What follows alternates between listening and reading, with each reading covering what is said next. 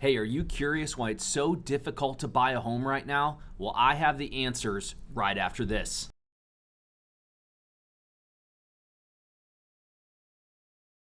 Hey there, it's Ryan Skaggs, and this is the Mortgage Minute. Thank you so much for tuning in. This channel is dedicated to everything mortgage, real estate, and interest rates, and we're going to start with those interest rates first and foremost. So here we are, mid-April, and we're seeing the interest rate continue to move up on the average 30-year fixed.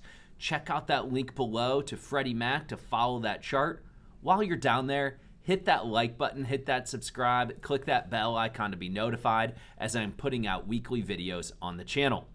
Now, what you're going to find when you click that link and you go over to Freddie Mac and you look at that chart is you're going to see the average 30-year fixed now above 5%. And I do believe that'll kind of be our floor here for quite some time. Now, what does that actually mean? Their chart shows that the average 30-year fixed is at 5.0%, paying points or paying a fee to actually acquire that rate. So that means if you're trying to find a rate without paying additional fees, you're probably in the mid fives or low fives just to be able to get that rate. If you have lower credit score, something like that, you could even be approaching 6. So we've really seen rates move up pretty significantly.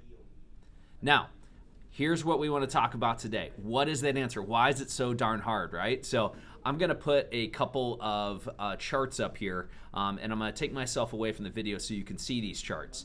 The first one is the inventory, right? So that's our average inventory of what we see. And that is showing us that the supply is down significantly in comparison to the existing home sales. Now, this next one I'm going to put up there, this is our actual existing home sales in general. And you're going to see, and one of the things I've got these arrows for, is that you're going to see is that the arrows show you in 2018, December of 2018, interest rates were literally exactly the same as they are today.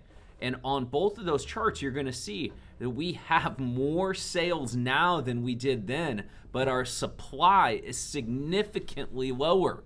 So what does that mean? There's less houses that are available for the people that are out there. The months of supply is so low, so that means demand is very high, supply is very low, and that is what's making this market so nutty. Now, I've done a couple videos, and I'll link above here to some ideas that I've had and to be able to solve this inventory issue.